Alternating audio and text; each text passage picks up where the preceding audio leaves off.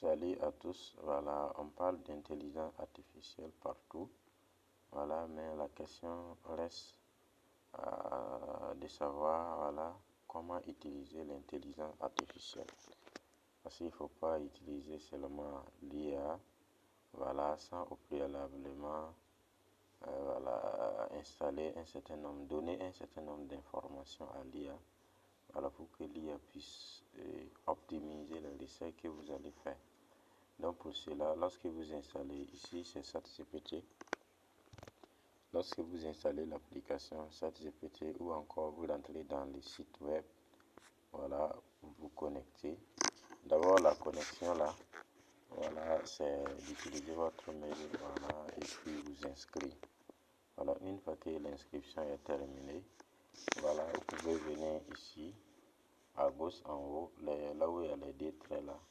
Vous voyez là-bas, voilà, votre nom va sortir. Voilà, vous appuyez sur le nom là.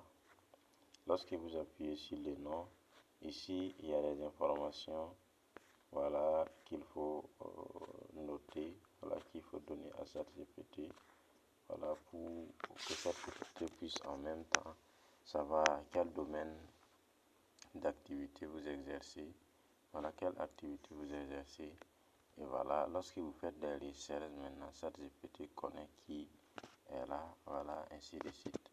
Donc ça c'est la première des choses. Donc vous pouvez cliquer sur personnalisation. Voilà, une fois que vous cliquez sur personnalisation, ça va vous diriger maintenant ici. Voilà, et il y a style et ton de base, voilà. Donc vous voyez, il y a des trucs ici. Donc vous pouvez écrire professionnel. Ajouter des caractéristiques. Là vous pouvez, voilà, ici titre Elise enthousiaste, salarié, voilà, en tout cas vous changez comme vous voulez, voilà. Ici, voilà, votre alias, profession, voilà, vous pouvez noter votre profession, surtout la profession là.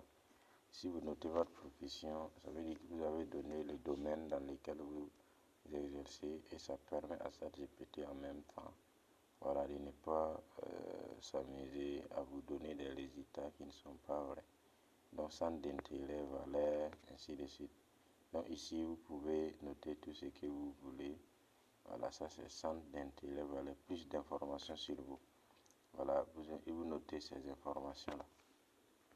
Voilà, ça c'est ce qu'il faut faire avant même de commencer à utiliser ChatGPT. Voilà, maintenant, lorsque vous finissez, voilà, vous pouvez sortir. Voilà, maintenant, lorsque je vais utiliser ChatGPT, il me faut quoi? Il faut que je sois vraiment strict, précis dans ce que je cherche là. Voilà, être précis, c'est quoi?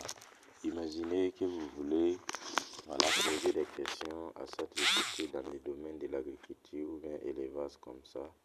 Donc, il faut que vous l'insistez, voilà, à vous donner des résultats, à se mettre en place de quelqu'un qui connaît vraiment les domaines, voilà, et à vous donner des résultats d'un expert. Voilà, là vous pouvez par exemple utiliser un prompt qui est bien adapté. Vous pouvez dire par exemple Asie en tant qu'expert. Si je donne un exemple comme ça, voilà, bon, il y a expert comptable. Bon, je vais dire quoi, en tant qu'expert, voilà, en élevage et avec beaucoup d'expérience. Donc je vais dire beaucoup d'expérience dans le domaine de, ou bien dans l'élevage de la volaille. Et là, je vais préciser encore quelque chose, la localité. Voilà, parce que si j'ai dit d'Asie en tant qu'expert, et voilà, dans le domaine de l'élevage de la volaille, et si je ne précise pas, ça peut me donner là, des résultats des États-Unis, d'Amérique comme ça. Alors que là-bas, et puis ici, on n'a pas les mêmes conditions, hein. Voilà, surtout climatique, environnemental. Donc ça fait que ça peut jouer sur les résultats. Bon, il va me donner les résultats, mais est-ce que si j'applique ça ici, ça va fonctionner? Voilà, comme moi je suis au Burkina Faso, donc je vais dire au Burkina Faso, voilà, agir en tant qu'expert en élevage avec beaucoup d'expérience. Voilà, bon, ici je vais même changer beaucoup d'expérience, là je vais même noter un chiffre, parce que ça GPT aime la précision, avec 25 ans d'expérience, voilà, dans l'élevage des volailles. Voilà, et dis-moi, ou bien donne-moi les stratégies. Voilà, si je veux aussi, je peux donner, donne-moi 10 stratégies. Voilà, stratégie.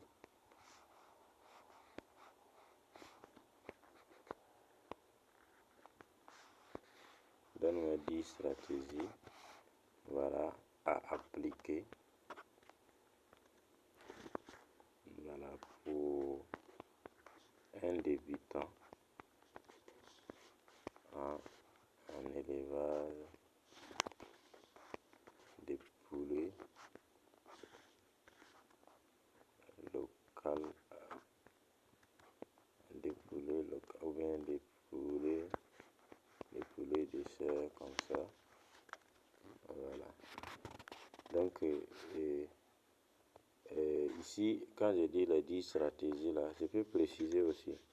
Les stratégies là, c'est quoi? C'est côté aliment, ou bien c'est à côté, voilà, logement des trucs. En tout cas, mais si je ne précise pas là, ça GPT va me donner, voilà, de façon, voilà, un peu, en tout cas les stratégies, voilà, un peu mélangées dans les trucs, que ce soit l'alimentation, voilà, l'environnement qu'ils doivent avoir. Donc je vais maintenant envoyer les prompts là pour voir. Donc il dit voici 10 stratégies, voilà. Il dit quoi? Commencer petit et maîtriser le cycle. Un débutant ne doit pas dépasser, voilà, 100 à 200% au premier lot. Vous voyez, non? On dit choisir une source adaptée et un bon fournisseur. Préparer les bâtiments avant l'arrivée. Clé du succès. Hein? Respect strict du programme vaccinal. Voilà, l'alimentation, 70% de la réussite. Eau propre en permanence. Donc, maîtriser la densité.